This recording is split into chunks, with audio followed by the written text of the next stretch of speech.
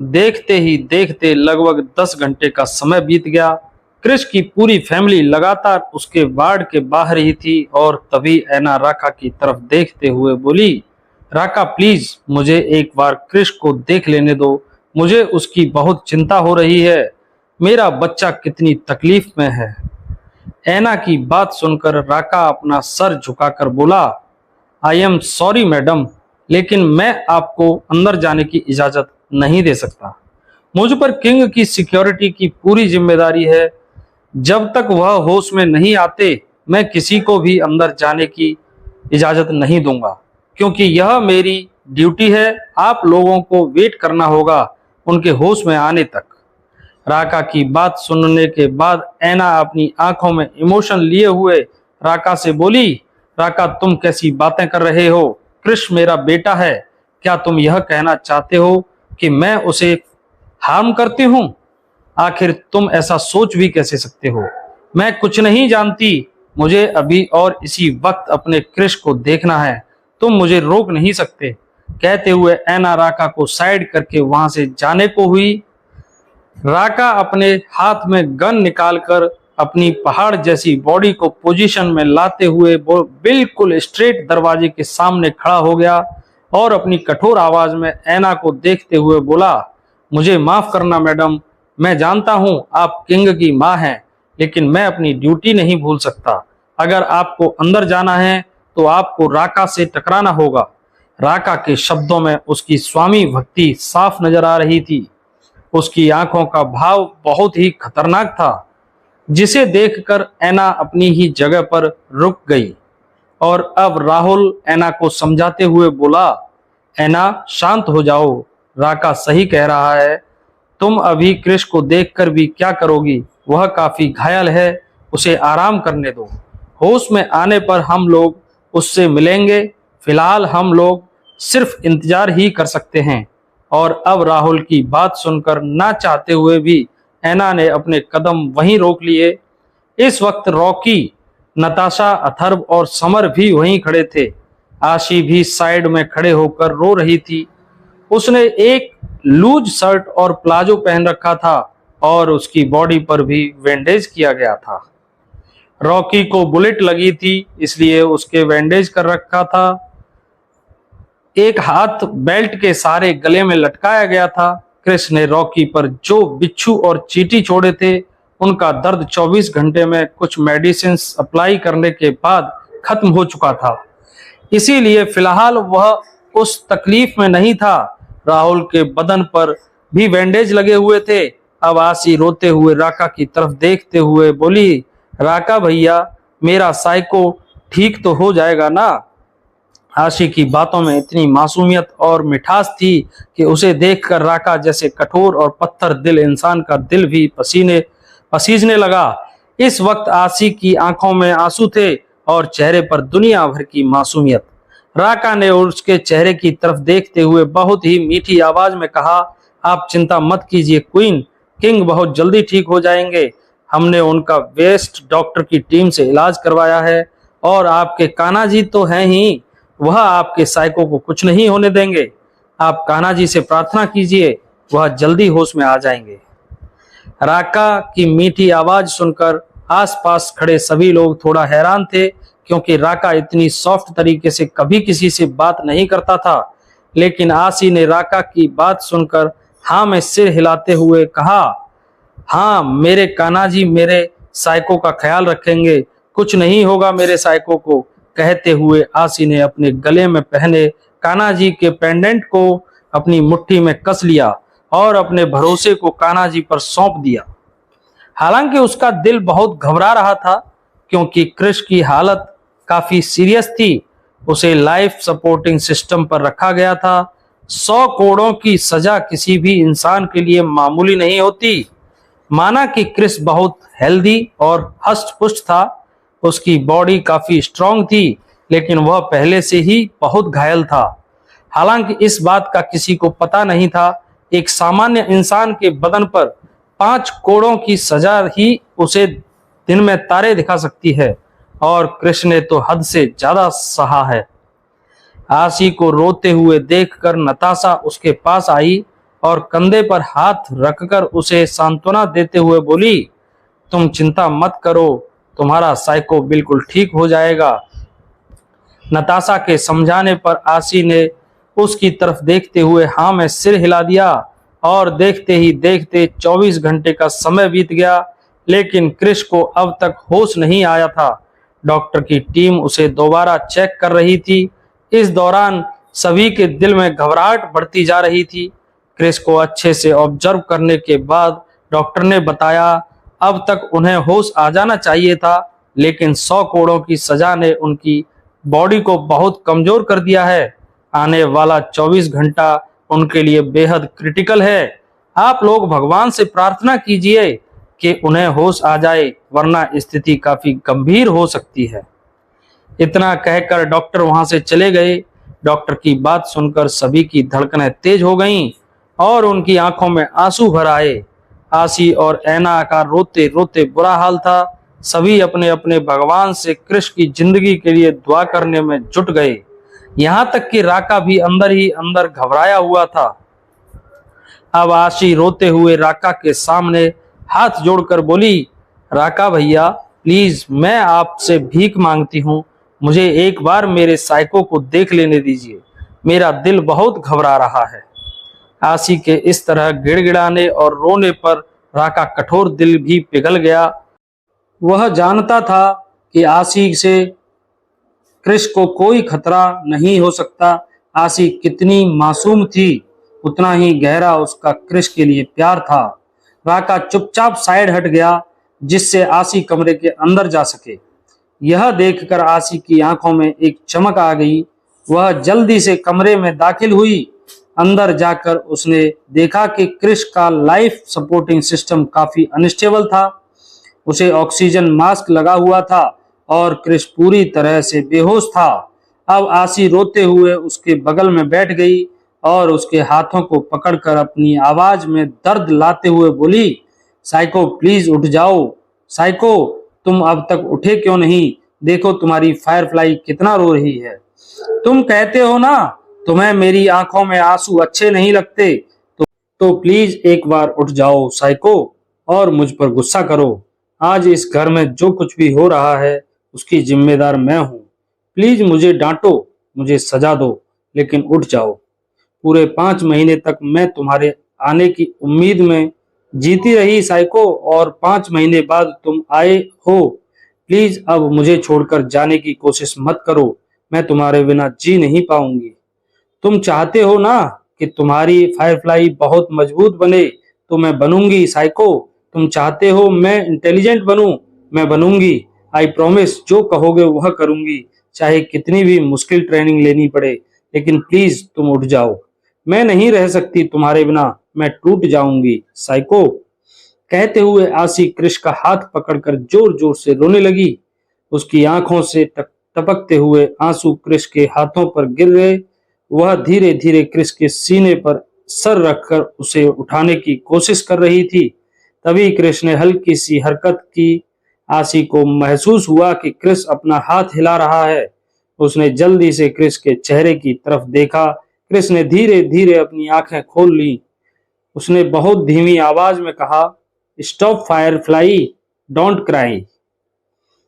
क्रिश के मुंह से यह शब्द सुनकर आशी के चेहरे पर बड़ी सी मुस्कान आ गई।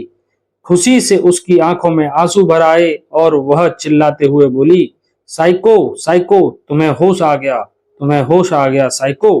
अब आशी जोर जोर से चिल्लाते हुए राका और बाकी लोगों को अंदर बुलाने लगी।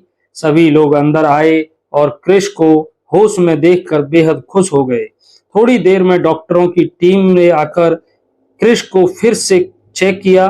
डॉक्टर ने कहा, मुबारक हो, सब कुछ ठीक है, किंग अब खतरे से बाहर है, लेकिन उनके जख्म बहुत गहरे हैं, इसलिए उन्हें प्रॉपर रेस्ट और देखभाल की जरूरत है।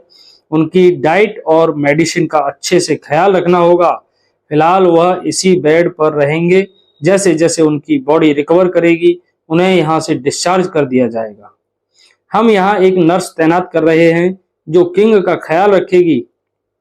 इतना कहकर डॉक्टर वहां से चले गए और अब धीरे धीरे वक्त बीतने लगा। राका के कहने पर सभी फैमिली मेंबर्स कमरे से बाहर चले गए ताकि क्रिश आराम कर सके, लेकिन इस दौरान आसी ने लगातार क्रिश का हाथ पकड़े रखा था। वह उसके हाथ को छोड़ने के लिए तैयार ही नहीं थी। उसे देखकर ऐसा लग रहा था जैसे अगर वह क्रिश का हाथ छोड़ेगी तो क्रिश उसकी पकड़ से छूटकर कहीं भाग जाएगा। वह तो क्रिश को छोड़कर हिलने तक के लिए तैयार नहीं थी। अब राका ने आसी से अनुरोध करते हुए कहा, क्वीन, अब आपको भी थोड़ा आराम करना चाहिए। पिछले 40 घंटे से आपने भी रेस्ट नहीं किया है। किंग अब ठीक हैं और उनकी देखभाल नर्स कर लेगी। आप जाकर आराम कीजिए, वरना आपकी तबीयत भी खराब हो जाएगी। राका की बात सुनकर आसी ने ना में सिर हिलाते हुए कहा, नहीं, मैं अपने साइको को छोड़कर कहीं नहीं जाऊंगी। आपको जाना है तो जाइए, लेकिन मैं यहीं रहूंगी। आशी की बात सुनकर राका ने एक बार क्रिश की तरफ देखा, जैसे उससे इजाजत मांग रहा हो। अब क्रिश ने आशी की तरफ देखते हुए उसके हाथों पर अपनी पकड़ को हल्का सा मजबूत करते हुए कहा, फायरफ्लाई, तुम जरा रेस्ट कर लो, मैं ठीक हूं। क्रिश की बात सुनकर आशी ने ना में सिर हिलाते हुए कहा, नहीं, मैंने कहा ना, मैं कहीं नहीं जाऊंगी, मैं यहीं रहूंगी तुम्हारे पास। अगर तुम मुझे इसके लिए पनिशमेंट देना चाहते हो तो दे दो, लेकिन अब मैं तुम्हें एक पल के लिए भी खुद से दूर नहीं होने दूंगी, वरना तुम फिर चले जाओगे। आशी की बात सुनकर क्रिश ने उसकी तरफ हैरानी और थोड़ा असमंजस में देखा। वह लगातार रो रही थी और उसकी आंखों में दर्द और घबराहट साफ झलक रही थी। क्रिश यह सब बहुत अच्छे से समझ रहा था। सच तो यह था कि वह भी नहीं चाहता था कि आशी उसे छोड़कर जाए। अब उसने धीमे से अपने होठों को हिलाते हुए आशी से पूछा, तुमने खाना खाया क्या? आशी मासूमियत भरे अंदाज में होठ निकालकर ना में सर हिला देती है। यह देखकर क्रिश ने अपनी नीली आंखों से उसे घूरते हुए कहा, क्यों, भूख नहीं लगी क्या? आशी ने मासूमियत से जवाब दिया, लगी है, पर तुमने भी तो नहीं खाया। तुम्हें तो खुद को और दूसरों को टॉर्चर करने से फुर्सत ही नहीं है। ऐसे भी कोई खुद को तकलीफ देता है? भला तुम इतने खड़ूस क्यों हो साइको?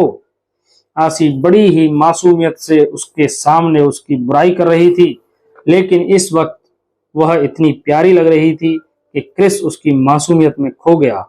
रोने के कारण उसका चेहरा पूरी तरह लाल हो गया था। उसके खुले बाल चेहरे पर बिखरे हुए थे और ऐसा लग रहा था जैसे कोई 5 साल का बच्चा मिट्टी में खेल कर आया हो। उसके गीले गाल बेहद क्यूट लग रहे थे।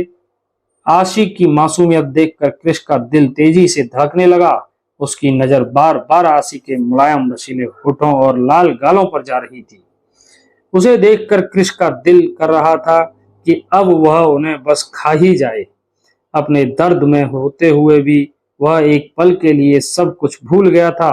अगर वह इस वक्त गंभीर स्थिति में नहीं होता, जहां हिलने पर उसके स्ट्रेचेज खुलने का खतरा था, तो वह अभी और इसी वक्त आशी को अपनी बाहों में समेट लेता। दर्द के बावजूद उसकी आंखों में आशी को पाने की गहरी लालसा दिख रही थी, लेकिन क्रिश के ख्यालों से उलट आशी मासूमियत भरे अंदाज में उसे डांट रही थी। साइको, तुम बहुत बुरे हो। 5 महीने तक कहाँ थे? मुझे बताया भी नहीं। मैं तुम्हारे लिए कितना रोई, तुमने इसके लिए मुझे सॉरी भी नहीं कहा, और ऊपर से तुम्हारी वजह से मुझे भी हंटर की एक चोट लग गई। मुझे कितना दर्द हो रहा है। आशी ने दर्द पर कुछ ज्यादा ही जोर दिया था। आशी ने मासूमियत से कहा, साइको, तुम्हें तो इतनी सारी चोटें लगी हैं, तुम्हें बहुत दर्द हो रहा होगा, और आज तुम मेरी वजह से इस हाल में हो, क्योंकि मैंने सब गड़बड़ कर दी, क्योंकि मैं लूजर हूं, इडियट हूं ना साइको। इन शब्दों को कहते हुए आशी की आंखों में फिर से आंसू बहने लगे। क्रिश, जो बड़े प्यार से उसकी मासूम बातों को सुन रहा था, आशी को एक बार फिर रोते हुए देखकर और खुद को लूजर और इडियट कहते हुए सुनकर उदास हो गया। उसे यह बिल्कुल अच्छा नहीं लगा। उसने गहरी नजरों से आशी को घूरते हुए थोड़ी कठोर आवाज में कहा, शट अप फायरफ्लाई, तुम इडियट नहीं हो, बस दिमाग का कम इस्तेमाल करती हो। और अब अपनी इन आंखों से आंसुओं की टंकी बहाना बंद करो। मुझे यह बिल्कुल पसंद नहीं है। कृष की थोड़ी डांट वाली आवाज सुनकर आसी ने जल्दी जल्दी अपने आंसू पोंछे और मासूमियत से बोली, नहीं नहीं, मैं नहीं रो रही हूं, यह आंसू तो अपने आप निकल जाते हैं।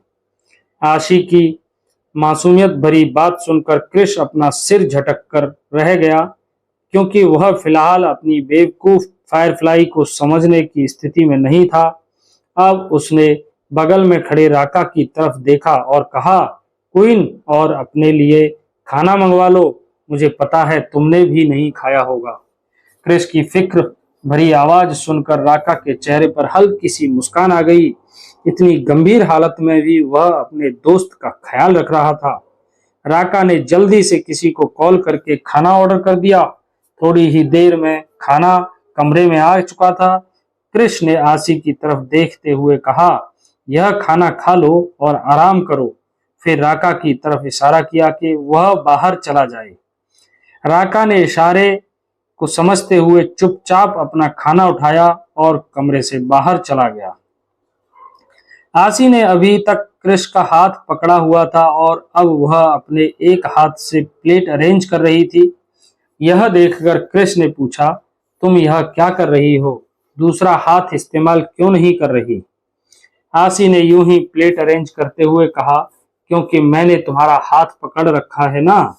यह सुनकर क्रिश ने मुंह बनाते हुए थोड़ा कठोर लहजे में कहा, तो मेरा हाथ छोड़ दो, मैं कहीं भागकर नहीं जा रहा, शांति से खाना खा लो। आसी बोली, नहीं नहीं, मैं ऐसे ही ठीक हूं। आसी ने जवाब दिया। उसने सीधे हाथ से क्रिश का हाथ पकड़ रखा था और अब वह उल्टे हाथ से खाना खाने की कोशिश कर रही थी, लेकिन उसे खाने की काफी परेशानी हो रही थी। क्रिश यह देखकर झुंझलाने लगा। उसने लगभग हल्के से डांटते हुए कहा, फायरफ्लाई, शांति से खाना खा लो, तुम यह क्या बेवकूफी कर रही हो, मेरा हाथ छोड़ो। यह सुनकर आसी ने अपना खाना छोड़कर क्रिश के चेहरे की तरफ मासूमियत से देखते हुए कहा, नहीं, मैं तुम्हारा हाथ छोड़ूंगी नहीं, वरना तुम भाग जाओगे जैसे 5 महीने पहले भाग गए थे। काश मैंने उस दिन तुम्हें रोक लिया होता साइको, तो आज इतना कुछ नहीं बिगड़ता। मेरी फैमिली मेरे कारण तकलीफ में नहीं होती। फैमिली के बीच जो दरार आई है वह नहीं होती। तुम आज हॉस्पिटल बेड पर इतनी तकलीफ में नहीं होते। मैंने 5 महीने पहले जो बेवकूफ़ी की उसे दोबारा नहीं करूंगी। मैं अब तुम्हारा हाथ नहीं छोड़ूंगी, चाहे तुम इसके लिए मुझे सजा भी क्यों ना दो। कहते हुए आसी अपनी आंखों में आंसू छुपाते हुए एक बार फिर उल्टे हाथ से खाना खाने लगती है और क्रिस उसके मासूम चेहरे के साथ साथ उसकी आंखों में दर्द और तकलीफ को देखकर अंदर से छन्नी छन्नी होने लगा था। उसका दिल भी बहुत ज्यादा दुखने लगा था। हालांकि वह अपने चेहरे पर एक भी एक्सप्रेशन को आने नहीं देता, पर जिस लड़की से वह इतना प्यार करता है, जो उसके लिए लगभग उसकी दुनिया बनने लगी है, जिसका मासूम चेहरा उसके पत्थर दिल को भी पिघला देता है, उसकी आंखों में और दिल के दर्द को समझकर क्रिश को भी बहुत ज्यादा तकलीफ हो रही थी। अब वह आगे कुछ भी नहीं कहता। थोड़ी सी देर में आसी ने खाना खा लिया। अब क्रिश ने आसी की तरफ देखते हुए बोला, कब तक मेरा हाथ ऐसे ही पकड़ कर बैठी रहोगी फायरफ्लाई? सामने सोफे पर जगह है, उस पर जाकर आराम कर लो। मैं तुम्हें छोड़कर कहीं नहीं जाऊंगा। देखो मैं कितना बीमार हूं, मुझे इतनी चोट लगी है, मैं यहाँ से कैसे हिल सकता हूँ। तुम जाओ और रिलैक्स करके सो जाओ। क्रिश की बात सुनकर आसी ने ना में सिर हिलाते हुए कहा, ना ना नहीं, मुझे नींद नहीं आ रही, जब आएगी तो मैं सो जाऊंगी। तुम आराम करो, तुम सो जाओ, मैं यहीं तुम्हारे पास बैठी हूँ। क्रिश काफी तकलीफ में था। वह आसी से बहस नहीं कर पा रहा था। वह इतनी बातें भी बड़ी मुश्किल से ही कर पा रहा था।